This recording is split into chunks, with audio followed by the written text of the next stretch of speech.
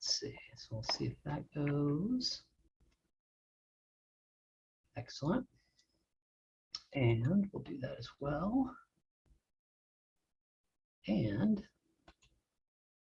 okay, we're live. Okay. Hello, and welcome to another virtual author event at the Poison Pen Bookstore. I'm John Charles, and I'm especially delighted today to welcome back one of my favorite authors, Sherry Thomas, who's here to talk about the latest in her Lady Sherlock series, Miss Moriarty, I presume.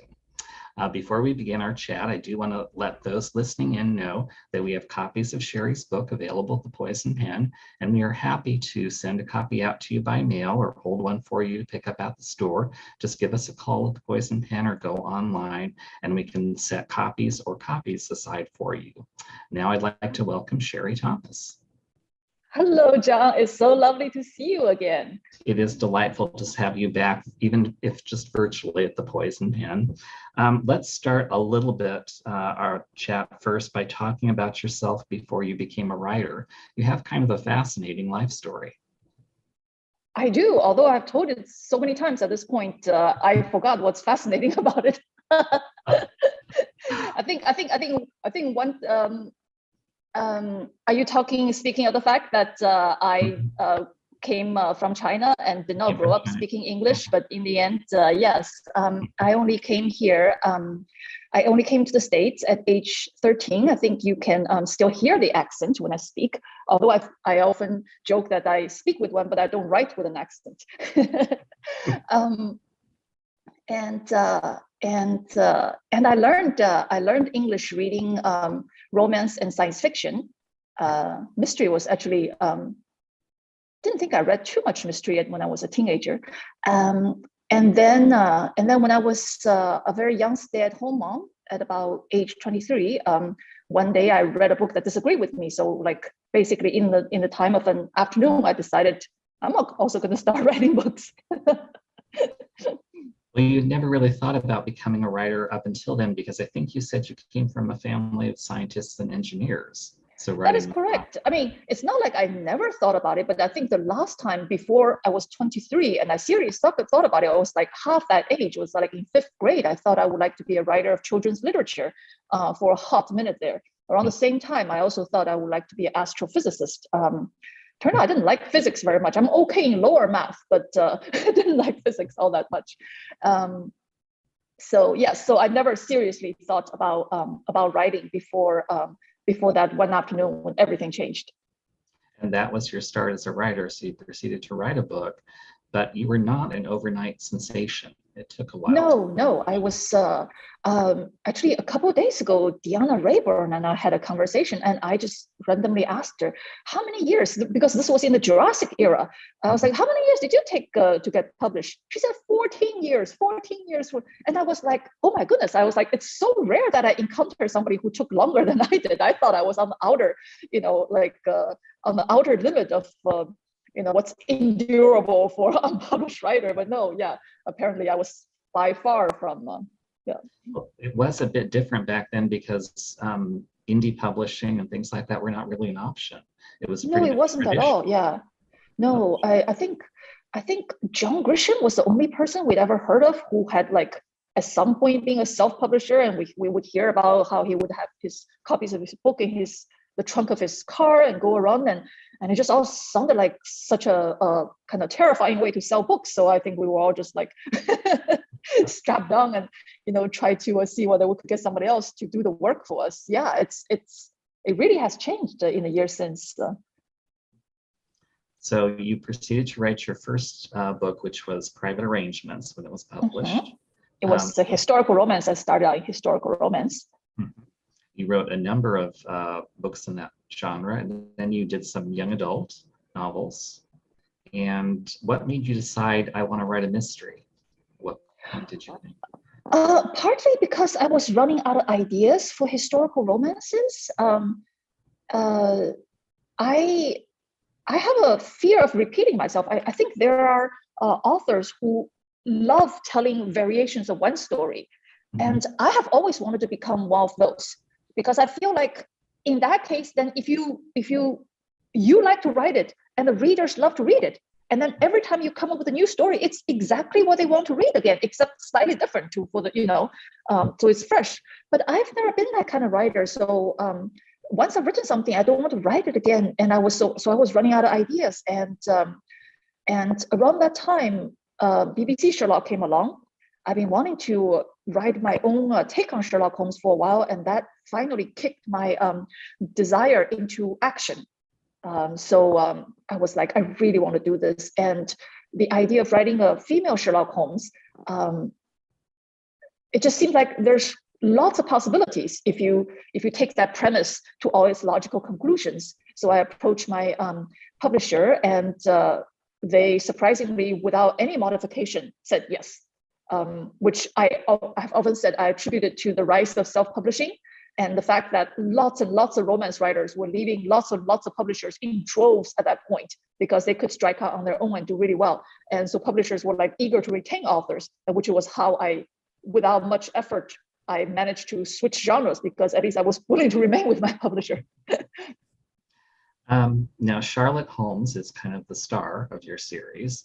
Correct. Tell us a little bit about her, because in some ways she's a mirror of Sherlock Holmes, Sir Arthur Conan Doyle's creation. In other ways, you kind of flip switches and make her different. That is correct. I think in the end, first of all, anyone who has read the Lady Sherlock books would know that Charlotte is almost a physical opposite of Sherlock Holmes. That was a very early decision. I had at first, when I first started writing these books, the very first draft of the very first book, she was like basically a carbon copy, a physical carbon copy of the male Sherlock Holmes, like the Jeremy Brett. If you think about what Jeremy Brett would look like as a woman, I was trying to describe that. And I just thought, this is not very interesting. And I thought, well, it would be much more fun if she's somebody who you just look at her and you would not, immediately suspect her of housing such a surgical increment of a brain in her head. So I kind of turned the other way. I made her very, very like kind of rolly-poly and very adorable looking, and is very much into fashion and slightly odd fashion at that. Kind of distracting kind of fashion. So you would never think by looking at her that this woman would take one look at you and know your entire life's history. So that was one change I made, and the other very naturally because the books are set in the time of the original Sherlock Holmes, and so if Sherlock Holmes, with his mind and his temperament, had been born a woman, I think there will be some changes along the way. There will be some challenges along the way he will encounter that he never encountered as a man. And so I asked myself, what would such a mind and such a temperament become growing up, faced with all the constraints that a man never would have to face, faced with all the people who want her not to be what she is, and with only she and very few other people in her corner saying, sure, get up, be who you are. What would that become? And so it's kind of like interesting mirror image, but also kind of like warped mirror image. Well, in another way that she kind of differs from Sherlock is the original Sherlock, he can take a case or not. Correct. What he wants to do is it's a whim to him, but for Charlotte, it's a job. She pretty much has to do. That is the way she has to support herself and to make money enough to support her sisters, whom she hoped all to be living with her at one point in the future. I did not give her the luxury of basically shooting up the 7% solution of cocaine, and only take those cases that that really interest her. She, like in the first book, this was established very very strongly that she's like, she doesn't care. She will go out and as long as there's a few good shillings to be made, she'll go out and she'll find your lost ring or lost anything. Yeah. And that kind of is a segue into your current book, Miss Moriarty, I presume, because Charlotte is presented with a case that she'd like to turn down, but she can't really. That's correct. She can't really. Can you tell us a little bit about the book?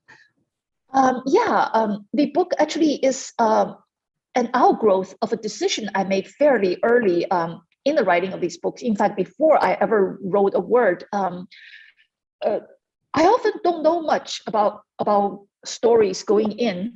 But one decision I had made long ago regarding these books was that I would not get rid of Moriarty too early. In fact, I was so hesitant about overusing Moriarty, of like getting rid of him too early. I didn't even want to bring him on screen too early.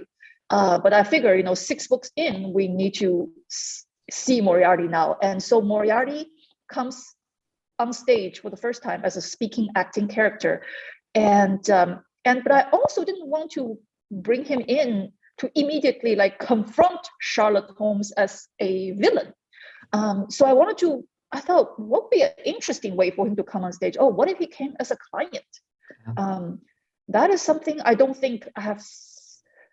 I mean, obviously, I have not read everything in the pastiche, so I can't say if somebody else has done this, but I have not seen it. So I thought this would be different. So I brought. So Moriarty comes, and he comes as a seemingly very nice man who has a problem for Charlotte in that he isn't sure what has happened to his daughter. His daughter has chosen to live among a community of occult practitioners in a remote coastal compound, and he isn't sure that she is still alive or well. So he wants Charlotte to check it out, to go there and figure out what's going on with his daughter, with Miss Moriarty. Now, this particular group studied, I guess their icon or their figure is Hermes Trismegistus, and I know I'm getting that wrong, but that was this is actually rooted in history. Tell us a little bit about that. That is correct. The gentleman in question is actually considered a pagan prophet, almostly. It was pre-Christian, and he was supposedly this kind of synergy between the Greek god Hermes and the Egyptian god Thoth, and his name is mentioned a lot in alchemist writings. And so at one point I was wondering whether to have these people actually try to transmute the lead into gold in his books. Turned out that wasn't quite necessary. But yeah, he was mostly very well known to generations of alchemists and people who were interested in study of alchemy, and he did also leave behind some philosophical and religious writing. And so I figured. And also, there was a fellow in the early 20th century who was kind of like the Antichrist figure. I forgot his name now. Oh, was it Aleister Crowley or Crowley? Yes. And one of his influences was Hermeticism. And it was when I was looking at him and what he was doing for research for that, was like, oh, what is this? Let me look it up. And I thought it's a legit thing, and it's a thing that could be turned one way or the other. So let me go and have my community of occult practitioner be the then modern day acolyte of this ancient prophet. Now the book is set to a great deal in Cornwall, which is where this group is located. That's Moriarty's daughter apparently is living with. Why did you choose Cornwall? Is there a special connection for you with that setting, or did it just seem like a good place? Or it was partially because in the previous book, in book 5, at the very end, Inspector Treadles, who was an important character in that book and who Charlotte had to clear of murderous suspicions of murder, he had told everyone in the end that on the night the murders took place, he was coming back from a compound in Cornwall. And I just thought, it was just a random thing I threw in. But then I thought, you should never overlook random things you've already thrown in, because if you use it, people will actually think that you've plotted out all along. But in fact, no, it's just because you remembered that you have thrown in something random and you want to keep making use of it. So that was how I decided that the compound in Cornwall was going to be something different from what he had thought it was. That instead of a Moriarty property, I wanted to have turn out to be something that Moriarty was also trying to get inside of, which is this religious compound where his daughter is. Mm-hmm. Well, you describe it in such fascinating ways because there's these walls that were built that never really came to fruition, but they've got these cottages behind, and yeah, it's just really spooky and atmospheric. It was interesting because Cornwall, I have never been to Cornwall myself. At least I don't think I have. But all of the Cornish coast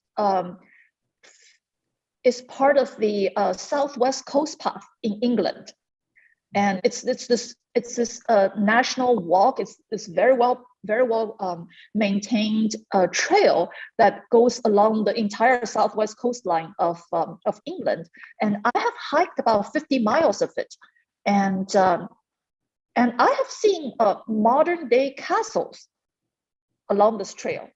Like you just go along and you see here's mountain, here's ocean, and little quaint little fishing villages. And hold on, what is that thing that just a castle just looming ahead? And you go closer to take a look. No, this castle was built in like 1860 by some, I guess, rich person who just wanted a castle. So I figure, the one I saw was probably not the only one in UK. And I figure, so what if you had somebody who like wanted to build a castle but only managed to build a wall? And then the people who wanted to make use of that property, they have to build something inside, and then you have this kind of like slightly prison-like environment. And I thought that would be interesting. Yeah, so it actually came from my inspiration don't often come from real life, but in this instance it did. Yeah, that's great. As you've built up the Lady Sherlock series, you've developed characters that Sir Arthur Conan Doyle created, and you put your own spin on them, like Watson and Charlotte's sisters and her love interest, romantic interest. Which has been the most challenging character for you to kind of reinvent, I guess would be the word? Most challenging? I do not think Moriarty was easy to write. Okay. I feel like I rewrote his first meeting with Charlotte a little more than I wanted to, because I wasn't sure, was he menacing enough? Was he like so menacing he's cartoonish? Is he still a person? Have I made a demigod out of him? It's that kind of concerns when you want to hit the target, but you're not sure, okay, if I don't hit it exactly the bullseye, it's okay. But you don't want to have missed the whole target altogether. You don't have to shot an arrow.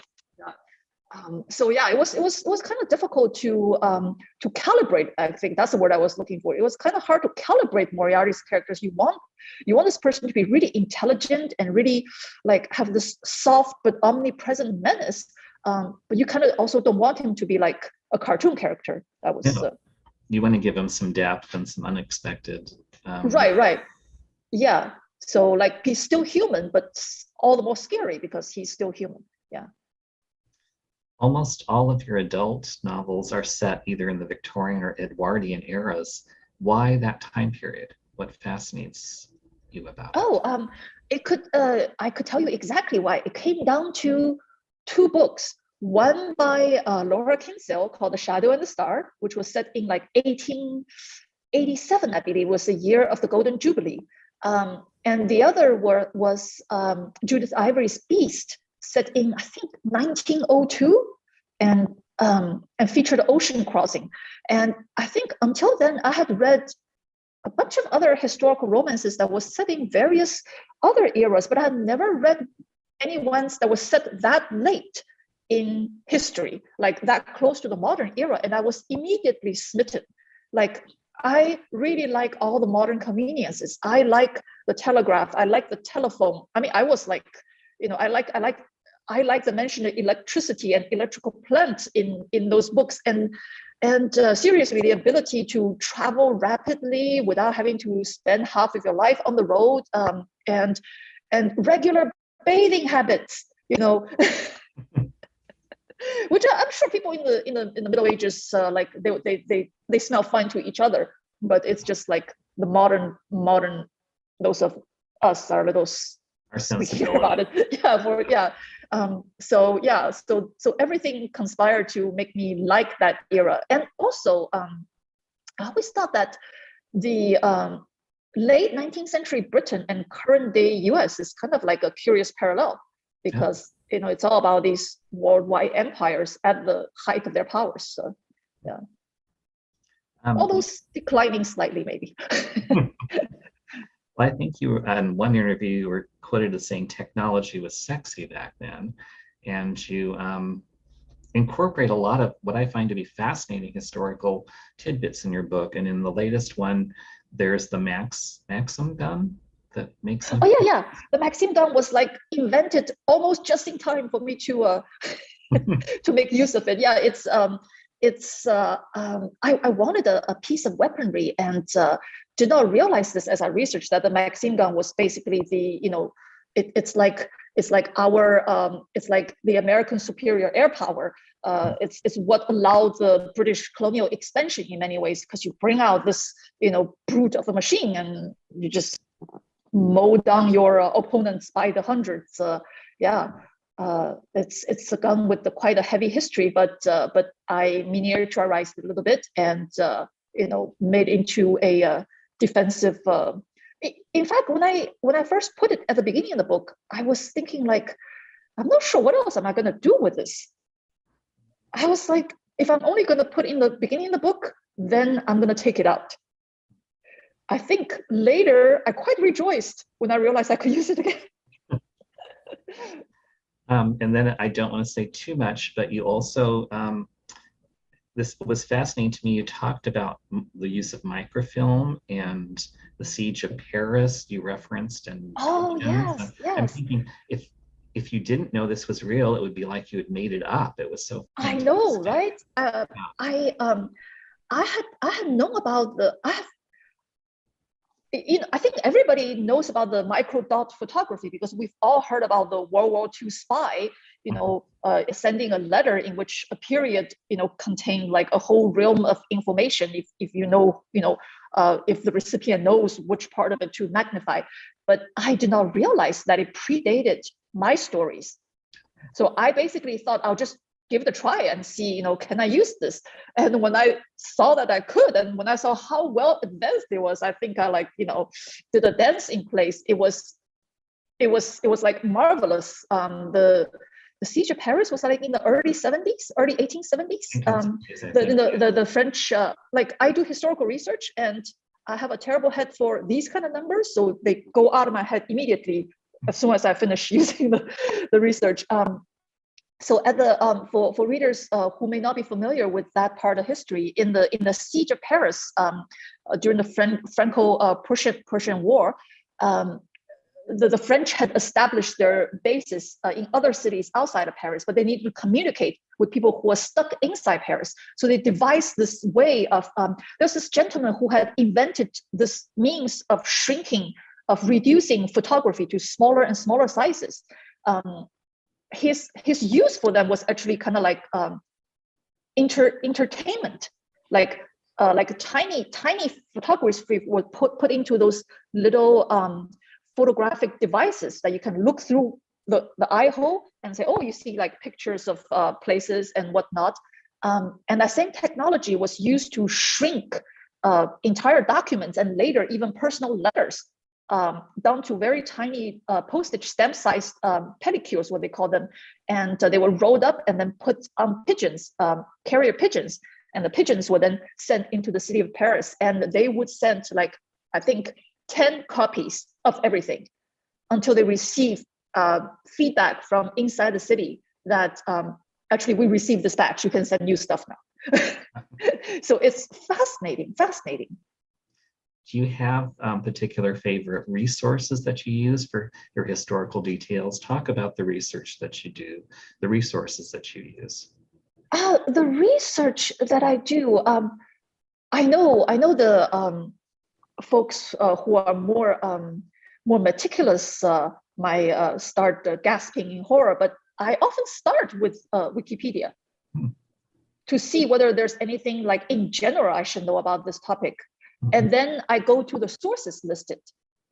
And And another thing is that I make a great deal of use of Google Books because in Google digitized a ton of books in public and private libraries around the world, and so you can see, I can basically search, say, if I want to know train schedules and things like that, I can just search, say, from 1880 to 1886. I can search for railway guides and handbooks and other such things to get like contemporary descriptions of what I'm looking for. So that is very, very useful. For, was it this book or was it the previous book? No, it's a previous book. Previous book in Murder on Cold Street. Part of the setting was a factory. They went and visited a factory in the midst of production, and my critique partner was not happy with my description of the factory. She said it was too scant, too didn't give enough factory feeling at all. So I was like, oh, you want? I was like, how about you find some stuff I could use? And then she did, because she had a subscription to the British newspaper archives that has basically digitized newspaper articles back to the 1700s. So she just did a quick search of various factories in the era and sent me a bunch of PDFs. And so there was like these 3-point fonts. And I was trying to like read through them, finding these details of what it was actually look like inside, your Victorian factories, and to use in my books. So there are tons of resources now for the historical researcher. It's so much easier than 20 years ago when I first started. I think it was interesting you said you used Wikipedia like 20 or 30 years ago when historical romance writers were doing their research. Some of them would tell me they would go to the children's section of the library and get nonfiction books. And they would read like a book in that, and then they'd look at the bibliography in the back, and that was kind of their early version of Wikipedia, I guess, or something like that. Yeah, because sometimes children's books are really the best. Like I always remember this book that I got from the local library for my children. It's called A Street Through History or something, and it's what a street would look like prehistory. Then suddenly you see how beautiful it was in Roman times, and then the collapse of the Roman Empire that went back to crapping in the ground again. You go like, oh,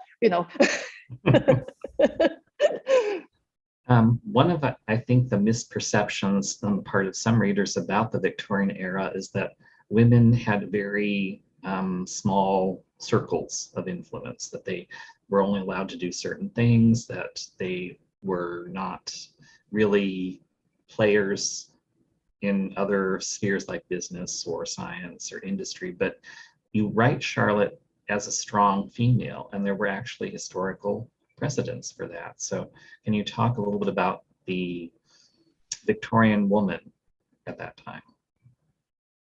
I mean, there are so many Victorian women who did so many things. Like in Charlotte's time, there were no female lawyers yet, but there were practicing female doctors. There's like a hospital in London that's staffed mostly with female doctors, and there were already colleges for women. This we're talking about the 1880s and 1890s, the time period I've most often written in, and there. I still so clearly remember that when I when I wrote a book set in British India, I consulted. And these women went everywhere in the world. I wanted to consult some source material on descriptions of the time, and I asked Meredith Duran, and she gave me this list of travel logs written by Victorian women, and it was like 1,500 titles strong. And this particular woman was a big game hunter. Like, that's seriously all she did. She was in India, and she went to various places to hunt big games and write her very strong opinion of everything that went on. and the thing is, by no means did she give the impression that she's the only one like her. there's none of the I'm not like other women kind of vibe to it. So you have to assume that she was actually a wave of a fair number of women who, because of their birth or other good fortunes in life, they had independence and they had independent income, and therefore they actually could do a lot of things, especially toward the later part of the century, closer to the turn of the century. Let's switch gears a little bit and talk about your writing process, because from what I can discern, it's a rather unique to you process. When you're starting a book, do you know in advance plot points, how you're going to plant clues, who suspects are in the case of your mysteries? Or is it more of an organic, I'm going to write it and see where it goes kind of? Right. It's kind of there's a term called the pantser. In writing, there's always the outliner versus pantser divide. I used to be a pantser and I pant disastrously. So I have learned that although I cannot outline, I also need to pant like like a conscious panting or whatnot, like a little more structured panting. Cannot just fly blindly into the mist. Like first you get a GPS before you fly into the mist. So I will, since I cannot outline, in the sense that whatever I outline never come to pass, and since I do not have the story vision at the beginning of story to know what's going to happen in the middle or the end, so then I have to basically just start writing with a kernel of an idea. For example, the current book is Lady Sherlock book 7 that I'm writing. Even though book 6 just came out, I'm writing book 7, and the only thing I knew about this book was that I kind of wanted to be set on a boat.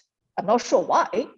It just, in the absence of other ideas, you have to go with what you've already got. And the boat seemed as good an idea as any. So I started writing about boats. I started doing a little research on steamer ships of the era, like how big they were, where they went, like amenities, and so on and so forth. And I started to decide, okay, who's going to be in this book? Which of my series regulars can I bring aboard? And then, okay, besides these people, who else needs to be on this boat? Because I don't want my series regulars to be killing each other on this boat. So you got to bring someone else, and you got to decide, okay, who's going to die and who's going to have done it. And I wrote a tiny prologue thinking one person was going to die. And like halfway through my first draft, which was only like 30,000 words, halfway through my first draft, I thought, no, actually, I want this other person who came out of nowhere to die. And then as I abandoned the first draft right as that person's body was discovered, because I thought I wanted one character to investigate it. It turned out, no, I don't want this character investigated. And no, I also don't want whoever I thought had killed him to have killed him. So by this point, I changed so much that most of what written in the first draft, maybe not most, but a lot of it had to be thrown out. So basically, then I start a new draft, knowing what I now know, but still only vaguely. And so we'll go through the process again and see if I can push it much further this time. So that's how I. So now I do sort of know the main of what's going to happen, and I do sort of have an idea how it relates to Sherlock Holmes and Charlotte Holmes and her friends. So now it just matters how I execute it, and I would like to watch some Netflix now because I don't want to work. I think you've said that for you, writing is like working with clay, because it's not something that's set in stone. You can move things around. So there is. That's right. Yes, but I do believe you cannot work the same clay infinitely. Also, so you do have to abandon some clay and grab some new clay sometimes. Eventually, you have to make a pot. Yeah. With that, let's talk a little bit. You have a kind of a unique approach to genre fiction, a theory that you call accelerated karma. Oh yeah. This was what I thought of ages and ages ago. Yeah, the theory of accelerated karma. Yes. You still remember that? How lovely. Uh, so so karma is an Eastern idea, but by now everybody knows what karma is. Karma is, karma is not necessarily, my dogma, age of karma, or that sort of thing. But but the idea of karma is you reap what you sow. Yeah. And in Eastern philosophy, they take a longer view of things, in that you may do evil in this world and may be seen not to have been punished in this lifetime. But in the next lifetime, you'll be born as a pincushion and be, have suffer nothing but, pins sticking into your entire existence, or, something like that. Obviously, we don't get reborn as pincushions, but that's the general idea, that whatever you deserve is coming to you eventually. And so I always, one day I just suddenly realized, literary fiction often deals with the world as it is. And genre fiction is the world is how we want the world to be if karma actually work on a much more compressed time scale. Like if instead of like having to grit your teeth and go, why are these, evildoers not punished? Even if you know that they're going to get it in the next few lifetimes, it still doesn't you don't get to see it. In genre fiction, people who make the good choices, who do the hard work, they reap the reward, and people who are evil, get their comeuppance.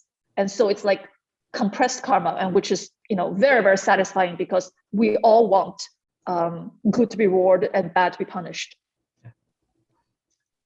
You've been writing for quite a while. If you could change one thing about the publishing business, what would you change? That is a very interesting question, and that is definitely a question that nobody has ever asked me before. I don't know what, because everything is so dependent on one another, right? It feels like if you change one thing, then you don't know what the consequences going to be for a chain reaction down the road. But I would like for bookstores to always have a easy and wonderful time selling books. How's that? That's a very smart answer, Sherry. Yes. That. Now, it looks like we do have a few questions from some of those fans tuning in. Oh, hi, everybody. I'm I can't see either YouTube or Facebook now. So hi, and thank you for being here. Yeah, and please continue, John. Sorry for interrupting. First question is, if you could ask Sir Arthur Conan Doyle anything about Sherlock Holmes, what would you ask him? Has he ever had sex?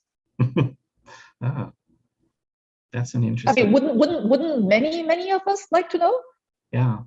Well, I mean, there was always the flirtation with Irene Adler. I mean, that spark there, but yeah. What would you ask Arthur Conan Doyle if you could?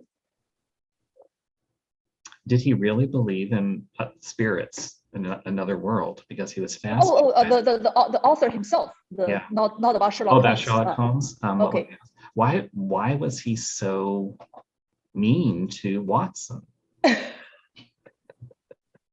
Why did Watson tolerate it? Why did Watson tolerate it? Well, I guess that's one of those dysfunctional relationships that right, the codependent.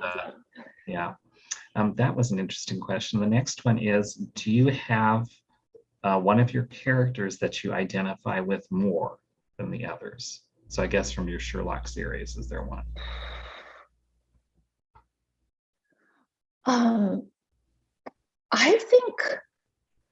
I think there's a bit of me in Charlotte. Probably there's I do not have the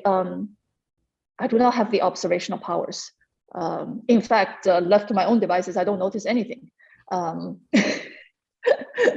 which is why this book takes so long to write. But there is a fair bit of me in Charlotte, in the sense that that when you write a character for so long, I think it's inevitable that some of what the writer considers natural reactions or seep in, like to how Charlotte sees the world and how she reacts to the world or not react to it. And yes, there is some of me in Charlotte, although I can do what she does. But temperamentally, there's some resemblance. Yes. She probably also got her love of cake from you too, I'm guessing. Oh yes. But I feel like nowadays her love of cake is like an independent thing of its own. I mean, I also really like Chinese food, but I haven't given that to her. The next question is, do you have a favorite form of social media, and has social media affected you as a writer in any way? Truthfully speaking, social media is the first thing I forget and the last thing I remember. In normal course of things, I am on it a little more around release time, just because it seems like that is the writer's obligation nowadays. But I don't. I'm not sure whether my age has something to do with it. But I just like didn't grow up around a lot of cameras, and I'm not in the habit of taking too many pictures. And the idea of filming myself is really still to this day kind of strange. So to be on social media, you have to generate content, and that is work for somebody who prefers to consume. Like if I like. I had to find creative work, basic content generation of any kind, rather tiring. So I would prefer to just sit back and eat my bonbons and consume other people's content. So social media is actually difficult for me. It's something I have to remember and to remind myself to do. And I don't do it very well even when I do it. I'm just doing the bare minimum, basically. So I wouldn't say I have a favorite social. Maybe Twitter is my favorite, because it's not very graphic driven. You can just type a few words and be done with. Not like if you want to post on Instagram, you got to come up with a photograph, and good lord. It's not particularly in my wheelhouse. So I wouldn't say social media has changed me much at all since I use it. I don't use it very much, and sometimes it will be like 6 months will go by, and then I'll suddenly realize, I haven't done any social media during this time at all. Like, woo. The next question is, are you planning on writing any more young adult books? Yes, I do plan on writing young adult books. I mean, and I don't mean a nebulous plan. I actually have a fairly concrete plan for when I want to write the next young adult book, but let's see how it does when I get there. I hope to spend some time coming up with a draft of a young adult book in 2022. Yeah. Got another question that asks, if you could change one thing about your relationship with your publisher, what would it be? If I could change one thing about my relationship with my publisher, my publisher has done pretty well by me, I believe. That said, this is a business. It's a business relationship, so I don't go in it expecting to be treated with either kid gloves or cookies and flowers or such things like that. I want my books to be supported, and I have to say the Lady Sherlock books have been very well supported by my publisher. If I would change one thing about them, is that they can actually just go ahead and take over my social media if they don't mind. Well, it really is the last 20 years. Before that, writers wrote, and that was all they did. Publishers. Yes. But now you're expected to take an act on that, which is okay. Like The way I think is, if they will accept the crappy social media that I do, then I will continue to do the crappy social media that I do. Another question is, what have you been doing to keep yourself happy during the pandemic? So I guess, is there something like, have you discovered a television show, or are you gardening? What is your key to staying sane during the pandemic? That's how I would. This is a very I used to think people should disconnect more, but more recently I've been listening to some podcasts, and that made me realize, okay, people are built differently. Some people, connecting is their strength. Yeah. It's part of who they are. If you tell them to just unplug, to just don't be so in touch with the outside world, that's might be actually more torture to them than it is for them to keep knowing what's going on in the outside world, even if it makes them a little anxious. How I find I've always been rather good, more on the other end of the spectrum. I'm very good at disconnecting from the outside world, whether it's news like this or other general upheaval in the world. I think I do what I can, and then I don't need to know any more of what's going on, because I only need to know enough to know what I should do. If whatever news I get does not change what I should do, there's no need for me to get any more news than that. So then once I finish my engagement with the outside world, in my participation in it, for example, I write postcards to voters. So once I finish my weekly allotment, then I don't need to know any more what's going on. I just need to look after my family, look after myself, and remember that there are still many good and beautiful things in this world, and that pandemics don't last forever. They seem to in the midst of it, but people outlasted even the Black Death, and the flu pandemic in the 100 years ago, even though it was really horrible, also kind of just went away after a while, and life did go back to normal. I guess before and sorry, whoever asked that question, I hope you find your own ways of feeling happier. Yeah, I think it's this whole past couple of years has given people a lot of opportunities to reflect on what is important in their lives and what changes they can make or what they can choose to do. So sometimes you have to look at the glass half full instead of half empty. Yes, that is correct. Yeah, and I have been very fortunate in the sense that I already did my work, already just work from home, and I am I guess introverted enough that like just seeing my family is most of the time enough social interactions for me. The last question before we wrap things up from one of your viewers is, do you have any hobbies? Do I have any hobbies? I love to read, of course. But I don't have too many book recommendations to give right now, because I've been mostly reading Chinese web novels the past few years. And I love to read. I like any kind of storytelling. So I like to watch movies, watch TV series, and in recent years, I also started a bullet journal, because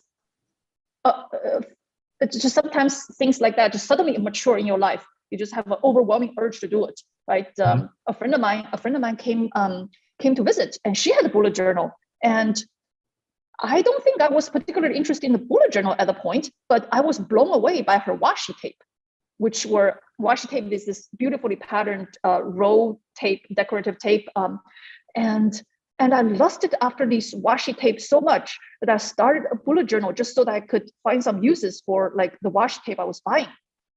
And then I kind of like got together with a couple of like-minded writers who also enjoy,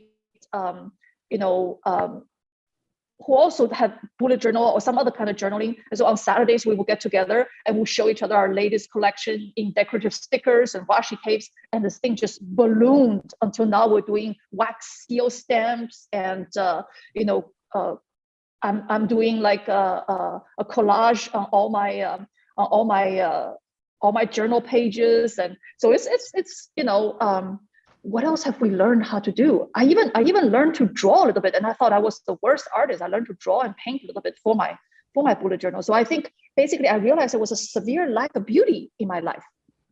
Like with my house, the most I could do is keep it neat. It's not decorated at all. I was like, there's no beauty in my life. And suddenly, I just latched onto my bullet journal as a place where I could have a little bit of beauty and also not generate too much stuff around the house. In many ways, that's so emblematic of you as a person, Sherry.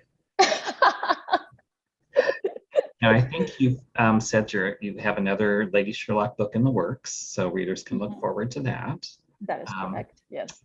Anything else you want to tell readers about what's coming up for you, or is that enough?